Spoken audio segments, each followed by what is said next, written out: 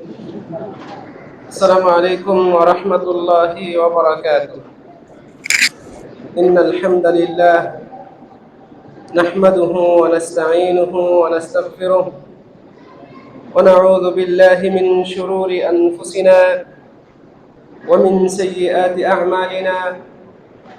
من يهده الله فلا مضل له ومن يضلل فلا هادي له، وأشهد أن لا إله إلا الله وحده لا شريك له، وأشهد أن محمدا عبده ورسوله। أما بعد।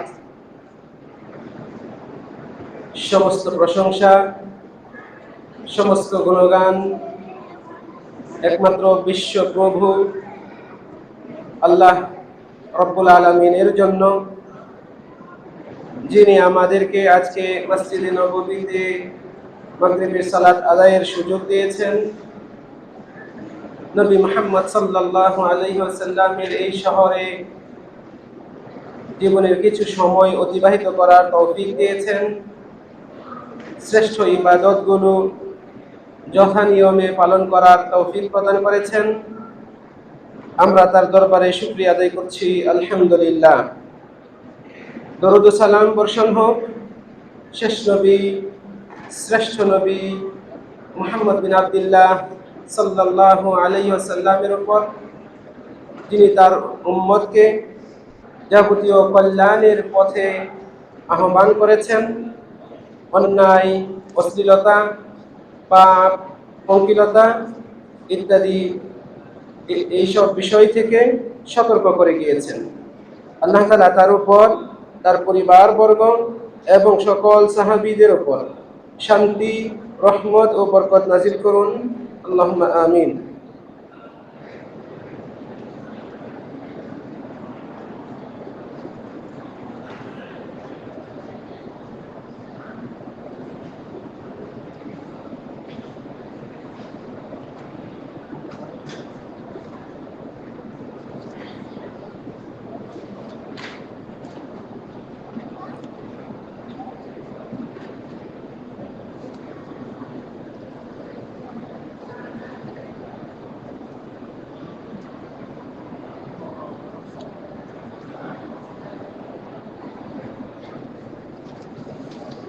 সম্মানিত দিনী ভাইয়েরা, আল্লাহ সুবহানাহু ওয়া তাআলার বিশেষ দয়া ও অনুগ্রহে আমরা মসজিদে নববীর ঠিক এই জায়গায় আমাদের মাতৃভাষা বাংলা ভাষায় কোরআন ও সুন্নাহর আলোকে বয়ান পেশ করে আসছি।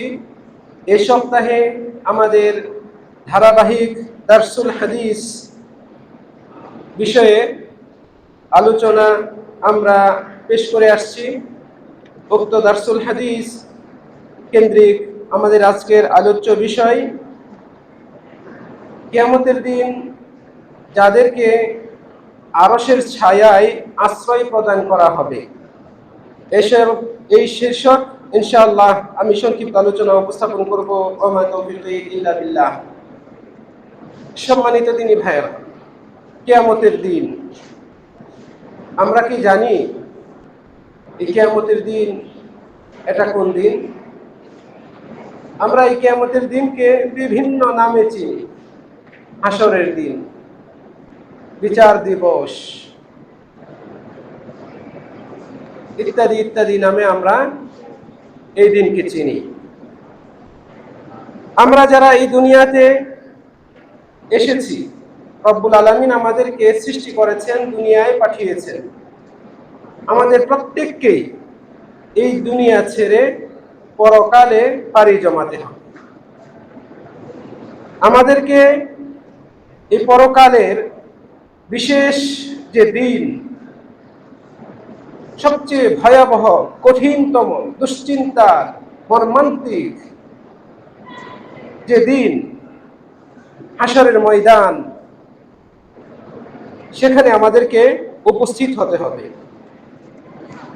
এই দিনের ভয়াবহতা, হাসরের ময়দানে যেহেতু আমাদের সকলকেই উপস্থিত হতে হবে, এই ময়দানে উপস্থিত সমবেত সকলের অবস্থা এত ভয়াবহতম হবে যে ছোট্ট বাচ্চা সেও বুড়ো মানুষের মতো তার চুল দাড়ি এগুলো পেকে যাবে, সাদা হয়ে যাবে।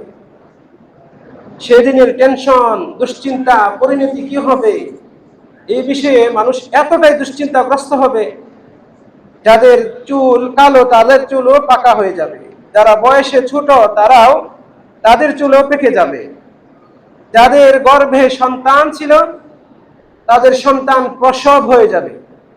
এমন এক কঠিন পরিণতি সেই দিনে। সম্মানিত দিনী ভাই, আল্লাহ রাব্বুল আলামিন এই দিন সম্পর্কে বলছেন, ইয়াউমা ইয়াজআলুল বিলদানা শিবা। এই দিনটি এমন দিন যে দিন ছোট বাচ্চাদেরকে বুড়ো বানিয়ে ফেলবে, তাদের চুল সাদা হয়ে যাবে। এই দিনে প্রত্যেক মানুষ তার ভাই, পিতা, মাতা, স্ত্রী, সন্তান তাদের থেকে সরে যাবে। ইয়াউমা ইয়াফিরুল মারউ মিন আখিহি ওয়া উম্মিহি ওয়া আবিহি ওয়া সাহিবাতিহি ওয়া বানিহি। সন্তান তার বাবাকে চিনবে না, পরিচয় দেবে না। বাবা সন্তানের কাছে আবদার করবে, কিন্তু সেই দিন সন্তান সেই আবদার মানবে না। সন্তান মায়ের কাছে আবদার করবে, মা সেই দিন সন্তানের কোনো আবদার রক্ষা করবে না। অথচ দুনিয়াতে সন্তান যা চায় পিতামাতা দেওয়ার জন্য আপ্রাণ চেষ্টা করে। স্ত্রী স্বামীর কাছে যা আবদার করেছে এই আবদারটা পূরণ করার জন্য আপ্রাণ প্রচেষ্টা করে, কিন্তু সেই দিন কেউ কারো আবদার পূরণ করতে আসবে না। সেই দিন মানুষ তার ভাইয়ের কাছ থেকে পলায়ন করবে, তার মায়ের কাছ থেকে পলায়ন করবে, পিতার কাছ থেকে পলায়ন করবে, স্ত্রীর কাছ থেকে পলায়ন করবে, স্বামীর কাছ থেকে পলায়ন করবে। এমন একটা অবস্থা, সবাই পলায়ন পর, সবাই নিজকে নিয়ে ব্যস্ত থাকবে। এই কিয়ামতের ময়দানে আমাদের সকলকেই উলঙ্গ হয়ে উঠতে হবে। কোনো জামা কাপড়, টাকা পয়সা, অলংকার, ঘড়ি, চশমা, দামি মোবাইল, এগুলো কিছুই আমাদের সাথে থাকবে না। সেই দিন চরম আতঙ্কের দিন।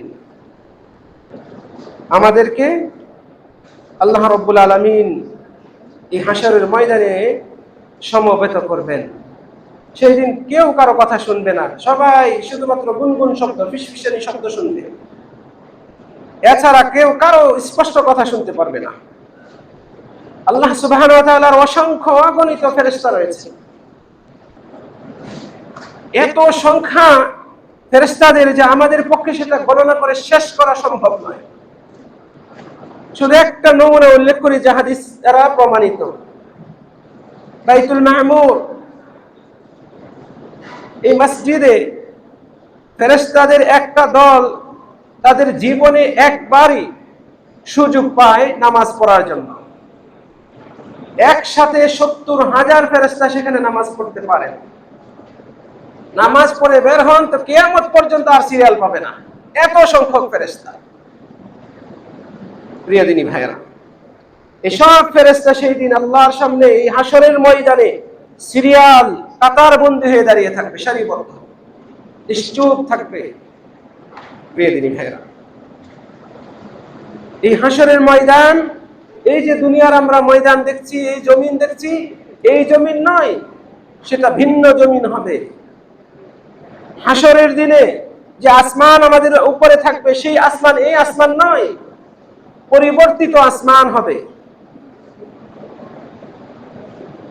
সেই দিন সূর্য অতি নিকটে চলে আসবে। এখন এই সূর্য লক্ষ লক্ষ মাইল দূরে আমাদের থেকে, কিন্তু সেই দিন সূর্য অতি নিকটে চলে আসবে, 1 মাইল পরিমাণ দূরত্বে থাকবে। প্রচন্ড গরমে প্রত্যেক মানুষ নিজ নিজ ঘামের মধ্যে হাবুডুবু খাবে। প্রিয় দিনী ভাইয়েরা, এমন এক ভয়ঙ্কর দিনে আমাদেরকে আল্লাহ সুবহানাহু ওয়া তাআলা একত্রিত করবেন। এই কিয়ামতের দিন, হাশরের ময়দানের ভয়াবহতা, কঠিন অবস্থা, এ সম্পর্কে মহাগ্রন্থ আল কোরআনে অসংখ্য আয়াত আল্লাহ তাআলা নাযিল করেছেন। নবী মুহাম্মদ সাল্লাল্লাহু আলাইহি ওয়াসাল্লাম এই ব্যাপারে বহু হাদিসে আমাদেরকে বিস্তারিত জানিয়েছেন। ইনশাআল্লাহ আমরা অচিরেই কিয়ামত দিবসের অবস্থা সম্পর্কিত বিস্তারিত আলোচনা আপনাদের সামনে উপস্থাপন করব। ওয়া মা তাওফীকি ইল্লা বিল্লাহ। এই দিনের ভয়াবহতা হবে অত্যন্ত বিপজ্জনক এবং মারাত্মক, কিন্তু এই হাসরের ময়দানে, হাসরের দিনে আল্লাহ সুবহানাহু ওয়া তাআলা তার বিশেষ কয়েক বান্দাকে বিশেষভাবে সম্মাননা দেবেন। আল্লাহ রাব্বুল আলামিন তার নিজের হেফাজতে তাদেরকে সুরক্ষা প্রদান করবেন। এই দিন এই যে সূর্য অতি নিকটে চলে আসবে, সূর্যের তাপ তাদেরকে কোন রকমের বিব্রতকর পরিস্থিতিতে ফেলতে পারবে না। তাদেরকে সেই দিন মানুষের ঘাম, এতে এই ঘাম তাদেরকে কষ্টে নিমজ্জিত করতে পারবে না। আল্লাহ সুবহানাহু ওয়া তাআলা তার নিজের আরশের ছায়ায় এই শ্রেণীর মানুষদেরকে আশ্রয় প্রদান করবেন, ছায়া প্রদান করবেন। বস্তুত সেই দিনে আল্লাহ সুবহানাহু ওয়া তাআলা যাদেরকে নিজ আরশের ছায়ায় আশ্রয় দেবেন তারা হবে জগতের সবচেয়ে শ্রেষ্ঠ মানুষ, তারা হবে জগতের সবচেয়ে সম্মানিত মানুষ। কারণ এই পৃথিবীর শুরু থেকে শেষ পর্যন্ত যত মানুষ এসেছে সকলকে একই ময়দানে দাঁড়াতে হবে, আর সেই ময়দান থেকে আল্লাহ সুবহানাহু ওয়া তাআলা বাছাই করে এই সাত প্রকৃতির মানুষকে ডেকে ডেকে তার আরশের ছায়ায় আশ্রয় দেবেন। এই দৃশ্যটা যদি আপনি একজন বিবেকমান, একজন বিচক্ষণ ব্যক্তি কল্পনা করে, তার কাছে স্পষ্ট হবে এর চেয়ে বড় সম্মানের আর কি হতে পারে। যেদিন আল্লাহ রাব্বুল আলামিন এরকম মানুষদেরকে তার আরশের ছায়ায় আশ্রয় দেবেন, বিশেষভাবে সম্মাননা প্রদান করবেন। নবী মুহাম্মদ সাল্লাল্লাহু আলাইহি ওয়াসাল্লাম বলছেন, সাবআতুন ইউযিল্লুহুমুল্লাহ ফি যিল্লিহি ইয়াওমা লা যিল্লা ইল্লা যিল্লুহ। সাত ধরনের মানুষ যাদেরকে আল্লাহ সুবহানাহু ওয়া তাআলা এমন দিনে তার ছায়া প্রদান করবেন যেই দিন অন্য কোনো ছায়া থাকবে না। এই সাত ধরনের ব্যক্তি মানুষ, তাদের কথা রাসূল সাল্লাল্লাহু আলাইহি ওয়াসাল্লাম উল্লেখ করছেন এইভাবে। প্রথমে ইমামুন আদিলুন, ন্যায় পরায়ণ শাসক। ওয়াশাবুন নাশআ ফি ইবাদাতিল্লাহ, এবং ওই যুবক যে আল্লাহর ইবাদতে, দ্বীনের উপর বেড়ে উঠেছে। ওয়ারাজুলুন কলবুহু মুআল্লাকুন বিল মাসাজিদ, ওই ব্যক্তি যার হৃদয়টা সবসময় মসজিদমুখী থাকে। ওয়ারাজুলান ইয়াতাহাব্বা ফিল্লাহ ইজতামাআ আলাইহি ওয়া তাফাররাকা আলাইহি, ওই দুই ব্যক্তি যারা একে অপরকে ভালোবাসে কেবল আল্লাহর জন্য, আল্লাহর ওয়াস্তেই সাক্ষাৎ করে একত্রিত হয়, আল্লাহর ওয়াস্তেই আবার পৃথক হয়। ওয়ারাজুলুন দাআতহু ইমরাআতুন যাতু মানসাবিন ওয়া জামাল, ওই ব্যক্তি যাকে কোন ধনাঢ্য উচ্চ বংশীয়া সুন্দরী নারী আহ্বান করে, ফাকাল, জবাবে সে বলে, ইন্নী আখাফুল্লাহ, আমি আল্লাহকে ভয় করি, আমি তোমার ডাকে এই নোংরা কাজে জড়িত হব না। ওয়ারাজুলুন তাসাদ্দাকা বিসাদাকাতিন, এবং সেই ব্যক্তি যে দান করে, ফাআখফাহা, গোপনে দান করে, এমন গোপনে দান করে, হাত্তা লা তা'লামা শিমালুহু মা তুনফিকু ইয়ামিন, তার ডান হাত কি দান করেছে তার বাম হাতও টের পায় না, এতটা গোপনীয়তার সাথে দান করে। 7 নম্বরে রাসূল সাল্লাল্লাহু আলাইহি ওয়াসাল্লাম বলছেন, ওয়ারাজুলুন যাকারাল্লাহা খালিয়ান ফাফাদাত আইনাহ, এবং সেই ব্যক্তি যে আল্লাহ সুবহানাহু ওয়া তাআলাকে একান্তে নিভৃতে নির্জনে ডাকে, দোয়া করে, আল্লাহর কথা স্মরণ করে, তার দু চোখ বেয়ে অশ্রু ঝরে, এমন ব্যক্তি। সম্মানিত দিনী ভাই, এই 7 শ্রেণীর ব্যক্তিদেরকে আল্লাহ সুবহানাহু ওয়া তাআলা এই হাশরের ময়দানে বিশেষভাবে সম্মান প্রদান করবেন। এই হাদিসটি সহিহ বুখারী এবং সহিহ মুসলিম শরীফে রয়েছে। এছাড়াও আরো বহু হাদিসের কিতাবে রয়েছে।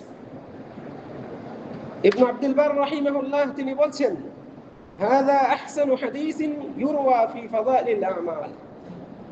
ফাযাইলুল আমাল, আমল সমূহের ফজিলত সম্পর্কিত যে হাদিসগুলো বর্ণিত হয়েছে, এই হাদিসগুলোর মধ্যে সবচেয়ে শ্রেষ্ঠতম হাদিস হচ্ছে এই হাদিস। আমলের ফজিলত সম্পর্কিত যত হাদিস রয়েছে এগুলোর মধ্যে শ্রেষ্ঠতম ফজিলতপূর্ণ হাদিস হচ্ছে এই হাদিস, এবং এটা সবচেয়ে বিশুদ্ধতম, আসাহহা, সবচেয়ে বিশুদ্ধতম হাদিস। তিনি বলছেন আপনার জন্য সম্মান, মর্যাদা, ফজিলত হিসেবে এতটুকুই যথেষ্ট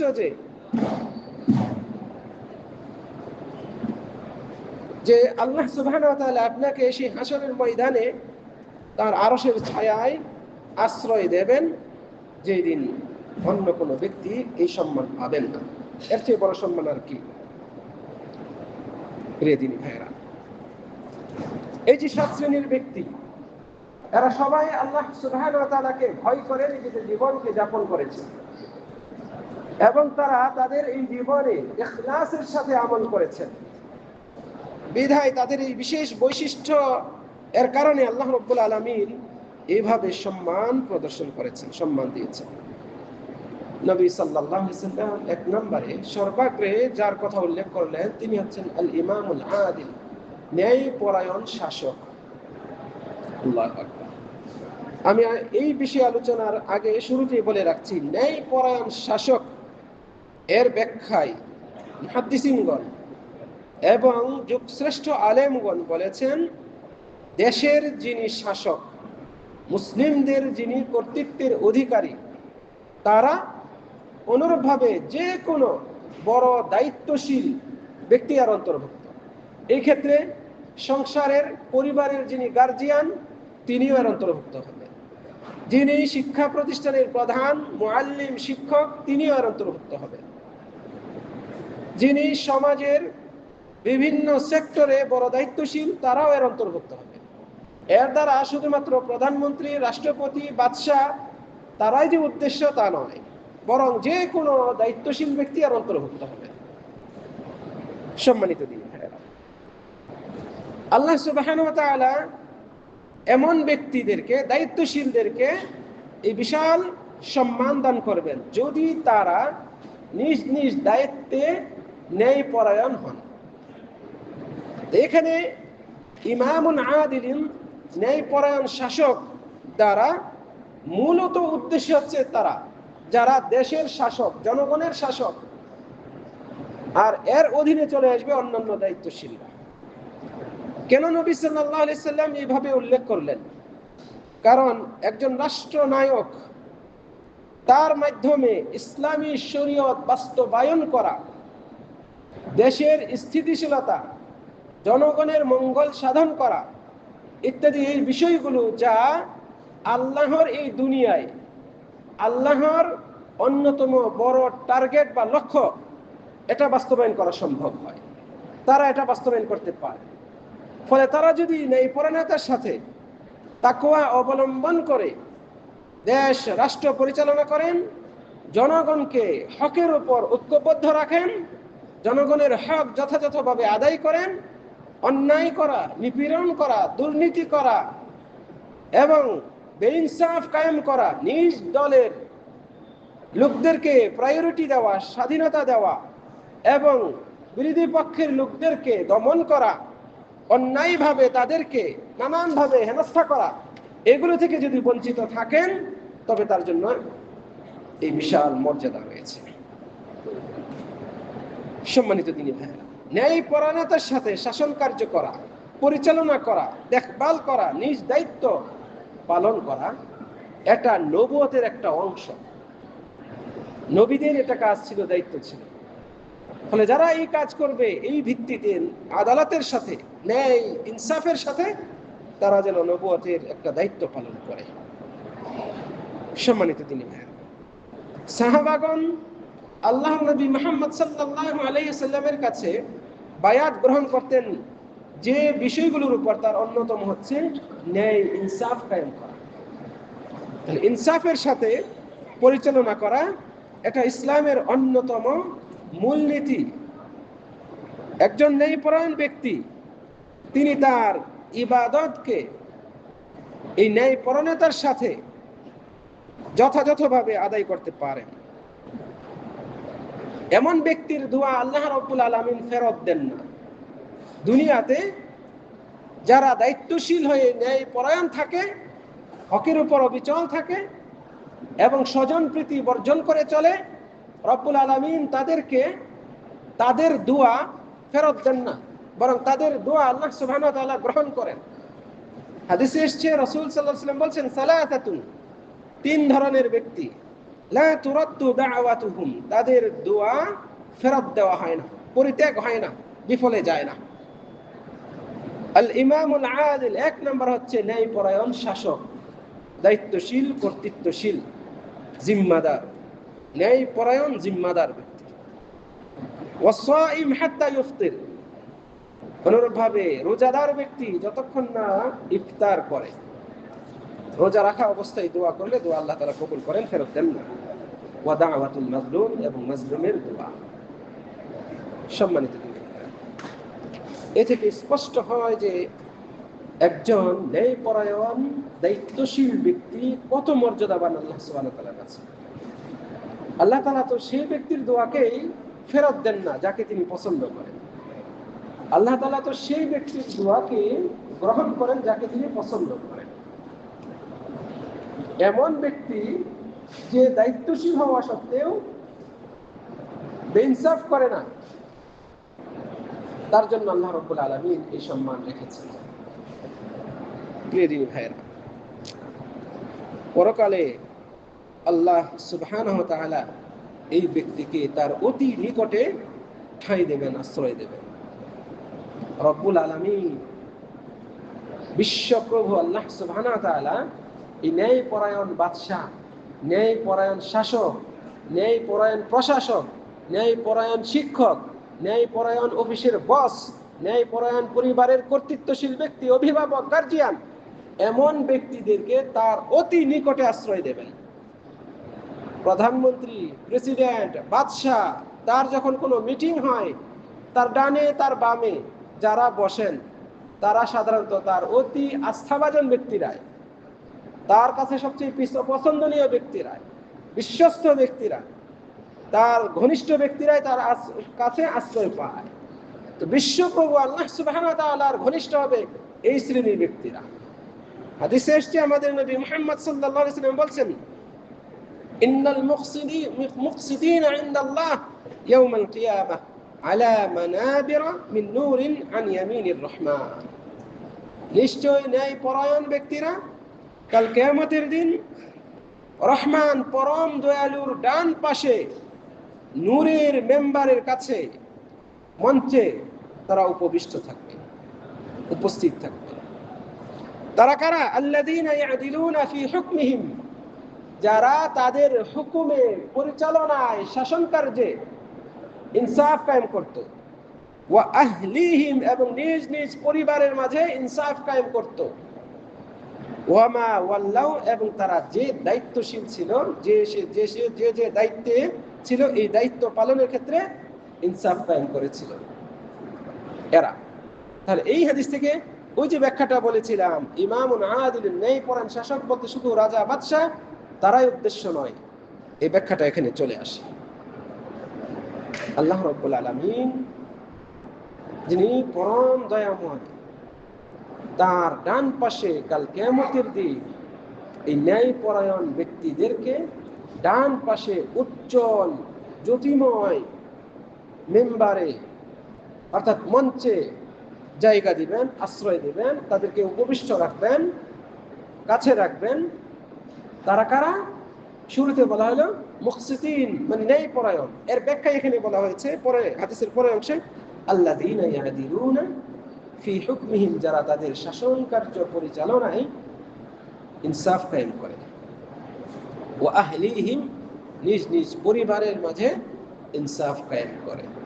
ওয়া মা ওয়াল্লাউ, এবং যা দায়িত্ব তারা পেয়েছে এই দায়িত্ব পালনে ইনসাফ কায়েম করে।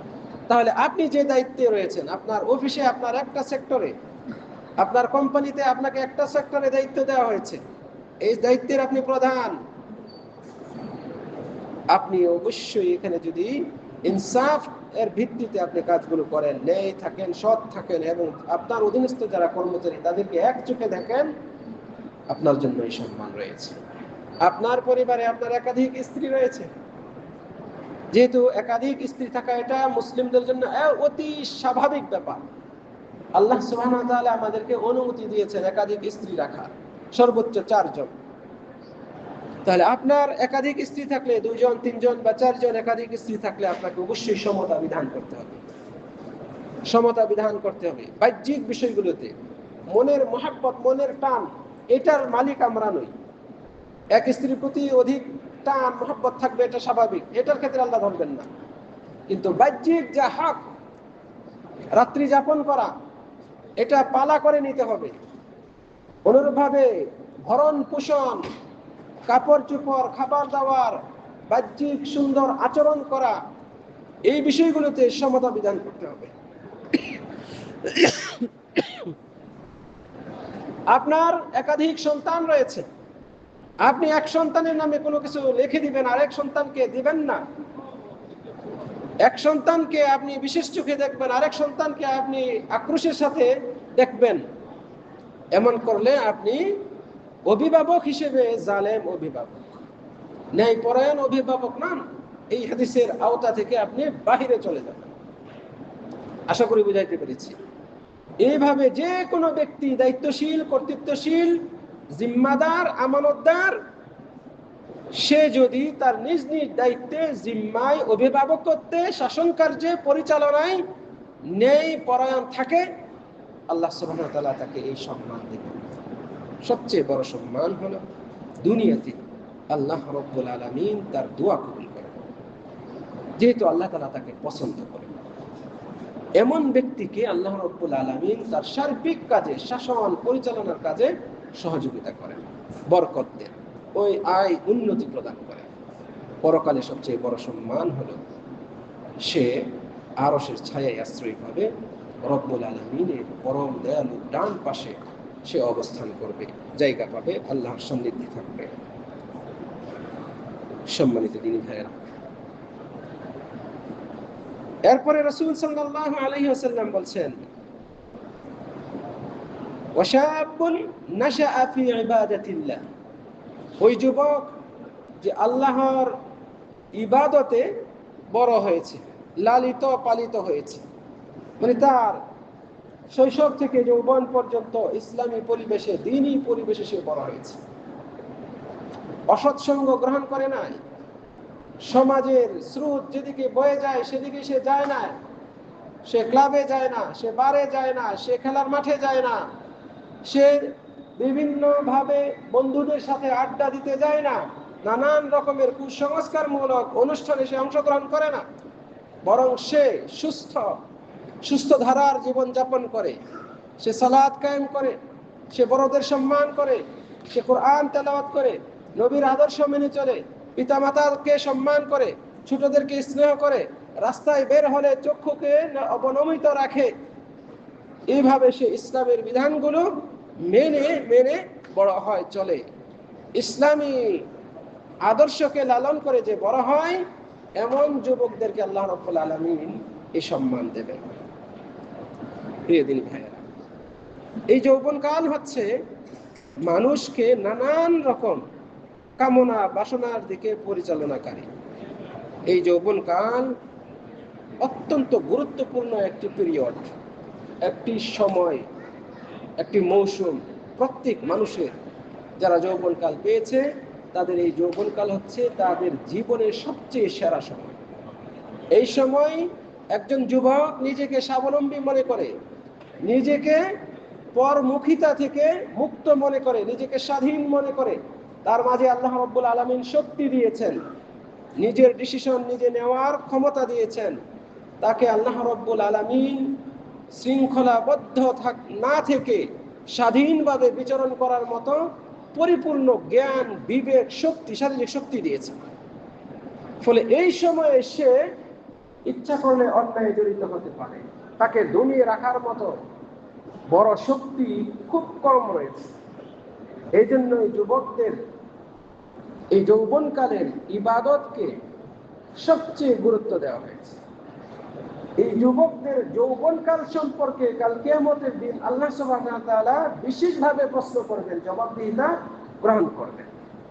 এই জন্য তো হাদিসে এসেছে, রাসূল সাল্লাল্লাহু আলাইহি ওয়াসাল্লাম বলছেন, ব্যক্তি তার যৌবনকাল কিভাবে কাটিয়েছে এই সম্পর্কে তাকে প্রশ্ন করা হবে। উত্তর না দেওয়া পর্যন্ত সামনে বা পেছনে একটু আগাতে বা পেছনে যেতে পারবে না।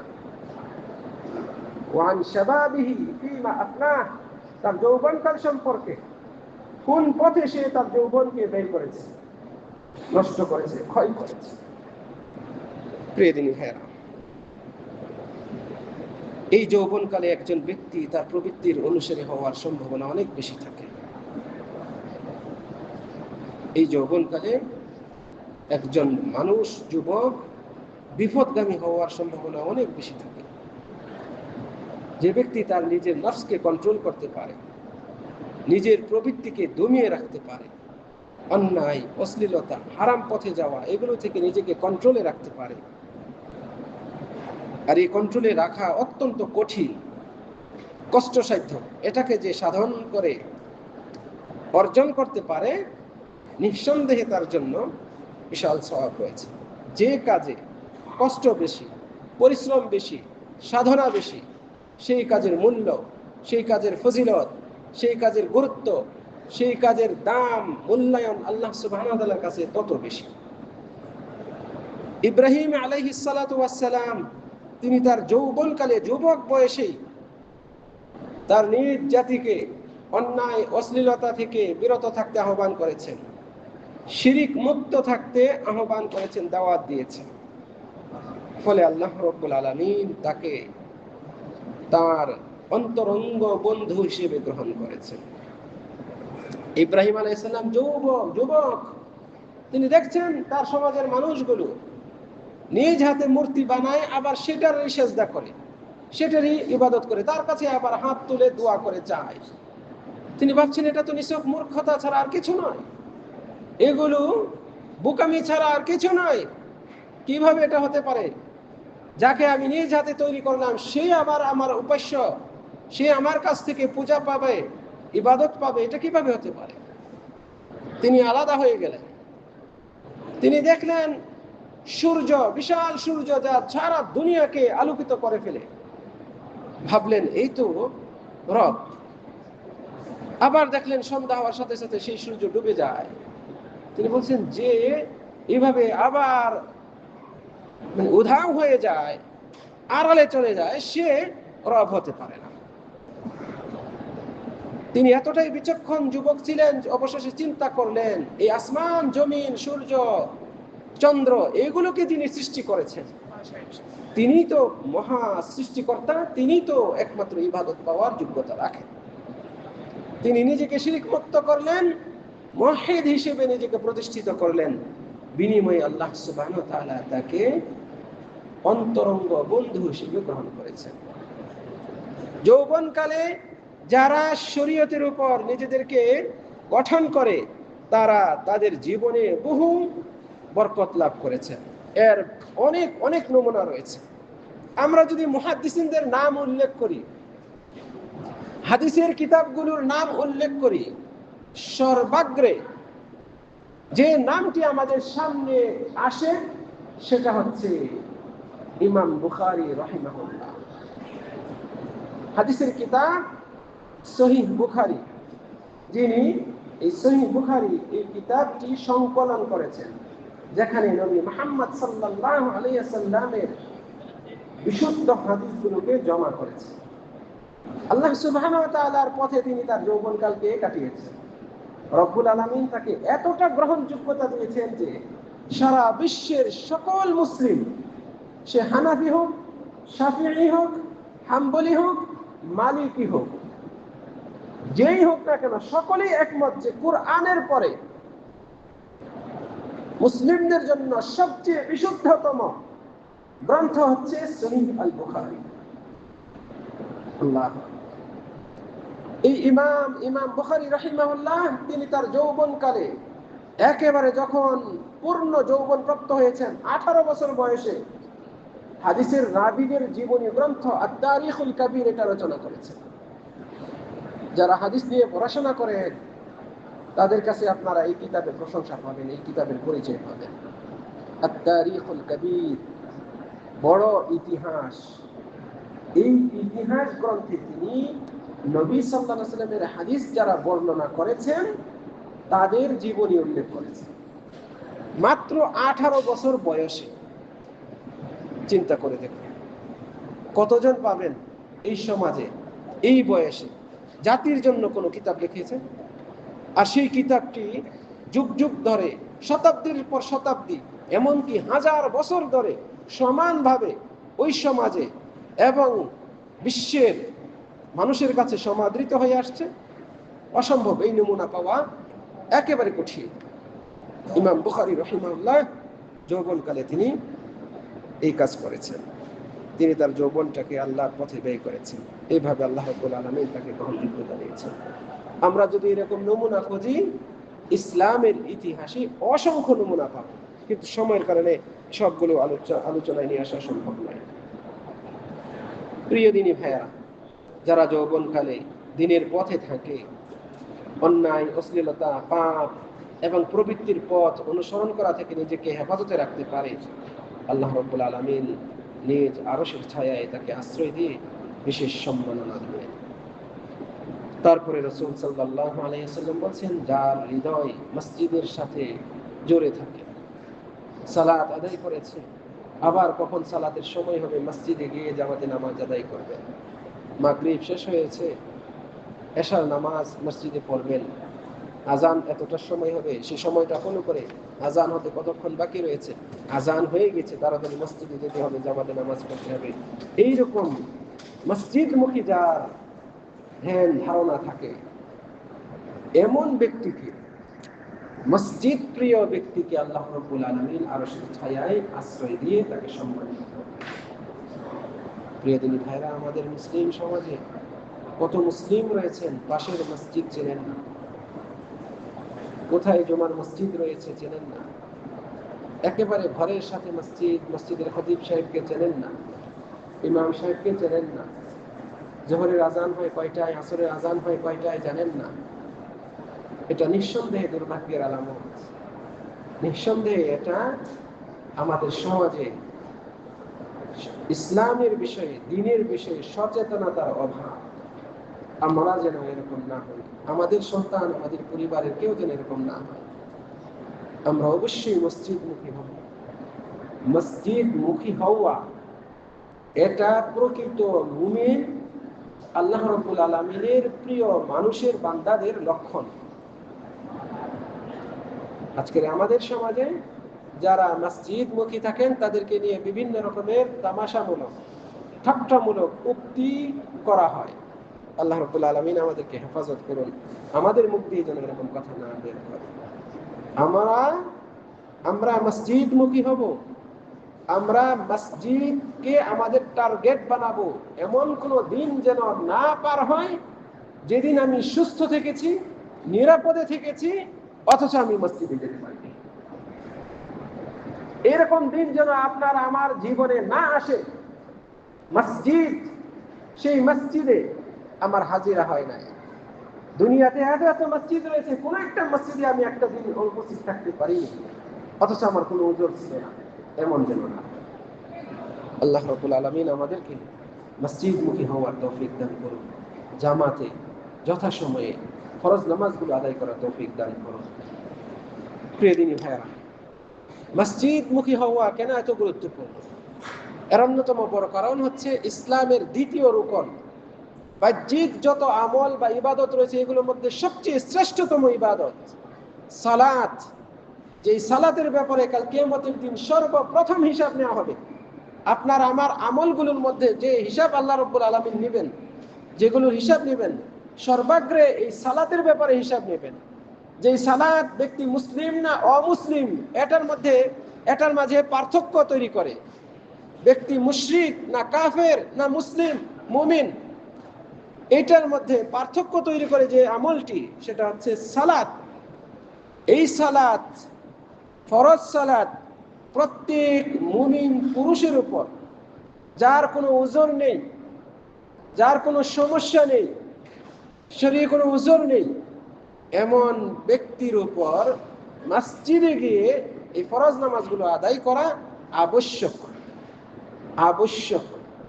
আল্লাহ রাব্বুল আলামিন কুরআনে বলছেন, ওয়ারকাউ মা'আর রাকিঈন, রুকুকারীদের সাথে তোমরা রুকু করো, মানে জামাতে তোমরা সালাত আদায় করো। এইভাবে কুরআন মাজিদে আল্লাহ তাআলা আদেশ করেছেন। নবী মুহাম্মদ সাল্লাল্লাহু আলাইহি ওয়াসাল্লাম বলছেন, আমার ইচ্ছা হয় যে এই ইমামতির জায়গায় তোমাদের কাউকে দিয়ে আমি যাই ঘরে ঘরে দেখি যারা নামাজে আসে নাই, ওজর নাই, অথচ নামাজে আসে নাই, তাদের ঘরগুলোকে আগুন দিয়ে জ্বালিয়ে দিই। কিন্তু সেই ঘরে, সেই বাড়িতে বৃদ্ধ মানুষ থাকতে পারে, শিশুরা থাকতে পারে, মহিলারা থাকতে পারে, এই জন্য আমি জ্বালাবো না। চিন্তা করে দেখুন, তাহলে এই জামাতে ইসলামের দ্বিতীয় রুকন এবং বাহ্যিক আমলগুলোর মধ্যে সর্বশ্রেষ্ঠ আমল, যা ব্যক্তির ইসলাম এবং কুফরি, ব্যক্তির ঈমান এবং শিরকি বিষয় এর মধ্যে পার্থক্যকারী এত গুরুত্বপূর্ণ আমল রয়েছে। এই জন্যই এই বিষয়টিকে এত গুরুত্ব দেওয়া হয়েছে। যে ব্যক্তি এই বিষয়টিকে পালন করার জন্য মসজিদমুখী হয়, রব্বুল আলামিন তাকে বিশেষ সম্মান, দুর্লভ সম্মান দান করবেন, আরশের ছায়ায় তাকে আশ্রয় দেবেন। আল্লাহ। নবী ইব্রাহিম আলাইহিস সালাতু ওয়াস সালাম, তিনি বাইতুল্লাহ তৈরি করেছেন, আল্লাহর কাছে দোয়া করেছেন যাতে তাকে এবং তার পরিবারকে সালাত কায়েমকারী বানান আল্লাহ তাআলা। নবী তিনি নিজে দোয়া করছেন। বাইতুল্লাহ তৈরি করার পরেও, মসজিদ তৈরি করার পরেও পৃথিবীর মসজিদগুলোর মধ্যে শ্রেষ্ঠতম হচ্ছে বাইতুল্লাহ, সবচেয়ে ফজিলতপূর্ণ। এই বাইতুল্লাহ তৈরি করার পরে তিনি দোয়া করছেন, রব্বি জাআলনি মুকিমাস সালাহ, হে আল্লাহ আপনি আমাকে সালাত কায়েমকারী বানান এবং আমার বংশধরকে। এভাবে তিনি দোয়া করেছেন। আমরা কতজন রয়েছে এই জাতীয় দোয়া করি, আল্লাহ তুমি আমাকে নামাজি বানাও এবং আমার সন্তান, আমার ছেলে মেয়ে, তাদেরকে নামাজি বানাও। এই দোয়াগুলো আমাদের করা উচিত। কত বাবা রয়েছেন নিজে নামাজের ব্যাপারে একেবারে শতভাগ সতর্ক। তার অবস্থা দেখে বোঝা যায়, মনে হয় যেন তিনি জান্নাতে গেলেই যথেষ্ট, তার পরিবারের ছেলে মেয়েদের ব্যাপারে খোঁজ করার দরকারই নেই।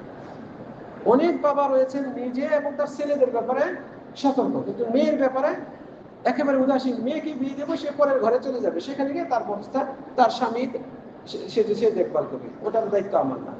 এইরকম মন মানসিকতা রয়েছে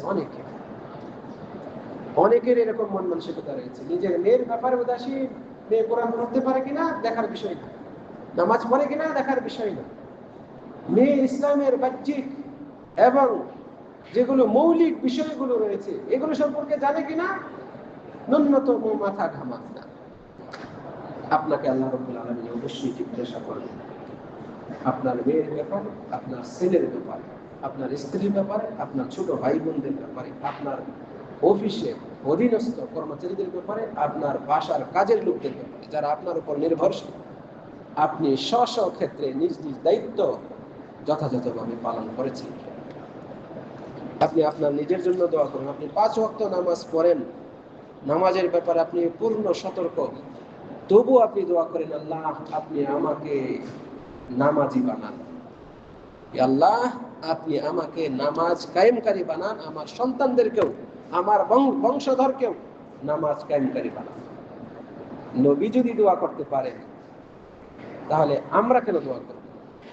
আপনি যে আমলই করেন না কেন, যত বেশি করেন না কেন, ওই আমল আপনি যেন আরো করতে পারেন, আরো নিয়মিত করতে পারেন, আর সুন্দরভাবে করতে পারেন, এটা আল্লাহর কাছে চাই। নবীদের দোয়া থেকে এই শিক্ষা আমরা পাই, যে আল্লাহ সুবহানাহু ওয়া তাআলা মহাগ্রন্থ আল কুরআনে উল্লেখ করেছেন। রাসূল সাল্লাল্লাহু আলাইহি ওয়াসাল্লাম যখন সাহাবীদের কাছ থেকে বায়াত গ্রহণ করতেন, তিনি তাদের কাছ থেকে এই সালাতের বায়াতও গ্রহণ করতেন, যেন তারা যথাযথভাবে সালাত আদায় করে। তাহলে এই সালাত, যা ইসলামের দ্বিতীয় রুকন, যে মসজিদের সাথে জড়িত পুরুষদের ক্ষেত্রে এই পুরুষরা যদি মসজিদমুখী হয় তাহলে আল্লাহ রাব্বুল আলামিন তাদের জন্য এই বিশেষ সওয়াব রেখেছেন, বিশেষ সম্মাননা রেখেছেন। আল্লাহ রাব্বুল আলামিন আমাদের সকলকে তৌফিক দান করুন। যারা আল্লাহ রাব্বুল আলামিনের এই বিধানটি যথাযথভাবে পালন করতেন, রব্বুল আলামিন কাল কিয়ামতের দিন তার এই অসংখ্য অগণিত সৃষ্টিজীবের মধ্য থেকে এই শ্রেণীর মানুষকে ডেকে নিয়ে নেবেন যে অমুক অমুক চলে আসো, আমার এই ছায়ার আশ্রয় তোমরা গ্রহণ করো। সেদিন কত সম্মানের হবে চিন্তা করে। বিশাল মঞ্চ, নামি দামি এলিট শ্রেণীর মানুষগুলো উপস্থিত।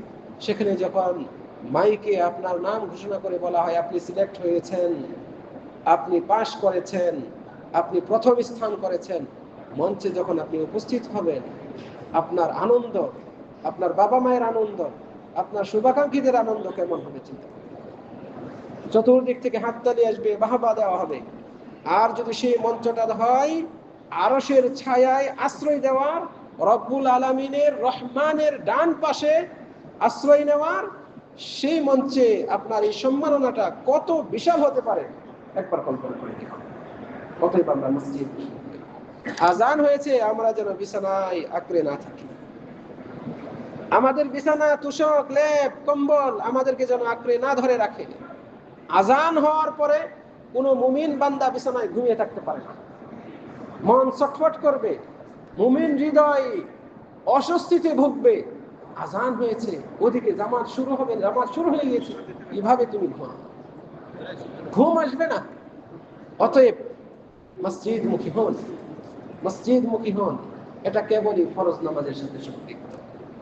এই আদেশ, এই নির্দেশ, এই আবশ্যকতা, এই বাধ্যবাধকতা শুধু ফরজ নামাজের ক্ষেত্রে, নফল নামাজ ঘরে পড়া উত্তম।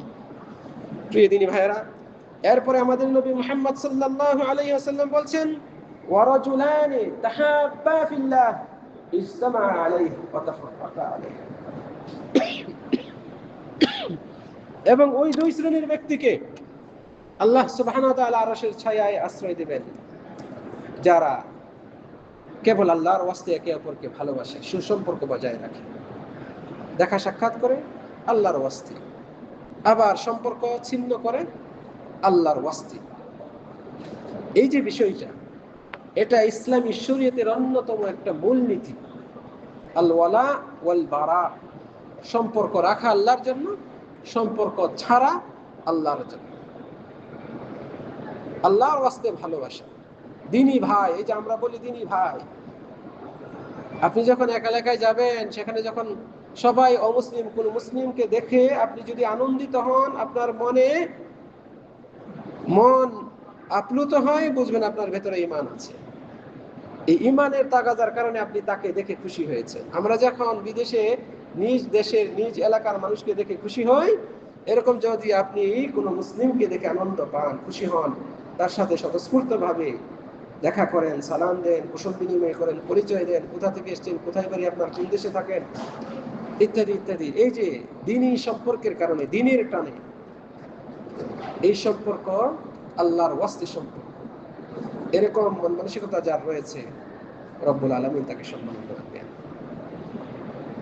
আবার সম্পর্ক ছিন্ন করা দ্বীনের ওয়াস্তে, অমুক ব্যক্তি সে নিজেকে মুসলিম দাবি করে কিন্তু সে বিদআতে জড়িত, সে শিরকি কর্মকাণ্ডে লিপ্ত, তাকে আপনি নসিহত করছেন, তাকে আপনি বোঝাচ্ছেন, সে বোঝে না, সে মানে না, বরং সে উল্টো তার প্রচারণা আপনাকে দিচ্ছে, আপনাকে তার দিকে আহ্বান করছে। আপনি যদি আশঙ্কা করেন আপনি তার ফিতনায় জড়িত হয়ে যেতে পারেন, আপনি তার থেকে দূরে চলে যান।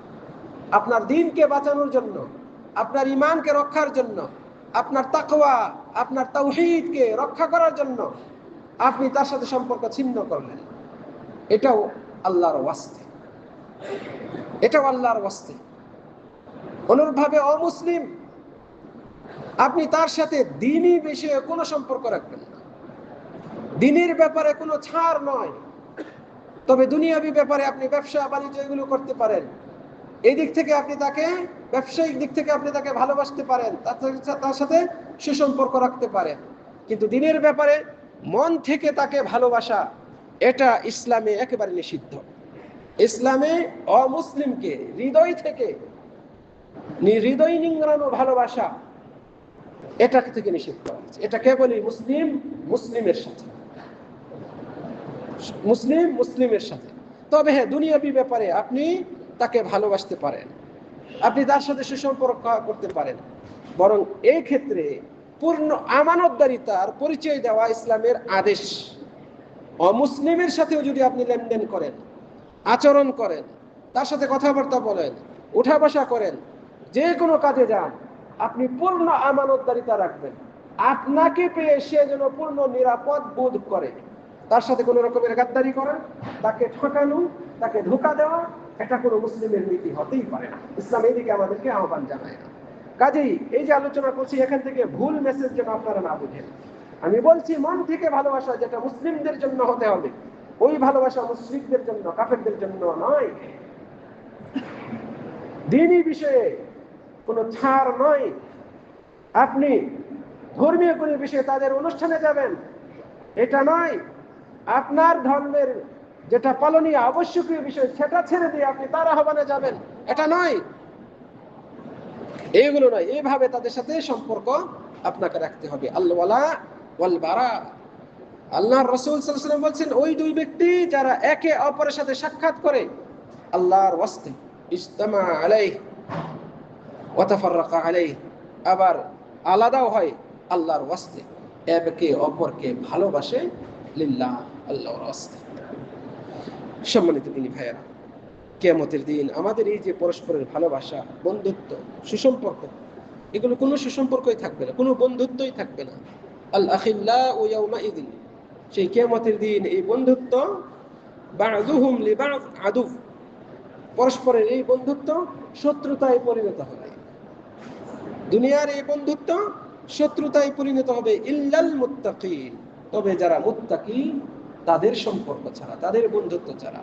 মুমিন ভাই, দিনী ভাই, এই জন্যই আপনি ফোন করেন। একজন ফোন দেন না, কিন্তু তবু আপনি ফোন দেন, দিনী ভাই আপনি কেমন আছেন, অনেকদিন যাবত দেখা সাক্ষাৎ হয় না, আপনি ফোন দিলেন কেবলই নিঃস্বার্থভাবে, কোনো স্বার্থে নয়, আল্লাহর ওয়াস্তে তাকে ভালোবাসেন, দিনী ভাই। এই জন্য এই যে সম্পর্ক, এই সম্পর্ক, এই বন্ধুত্ব কিয়ামতের দিনও আপনি পাবেন, এর সুফল আপনি পাবেন।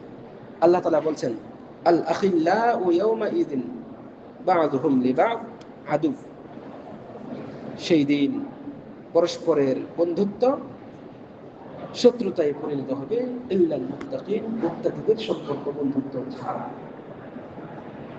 আজকের আলোচনা শুরুতে বলেছিলাম, কিয়ামতের দিন মানুষ তার ভাইয়ের কাছ থেকে পালিয়ে যাবে, বাবা মায়ের কাছ থেকে পালিয়ে যাবে, স্ত্রীর কাছ থেকে পালিয়ে যাবে, ছেলে মেয়েদের কাছ থেকে পালিয়ে যাবে।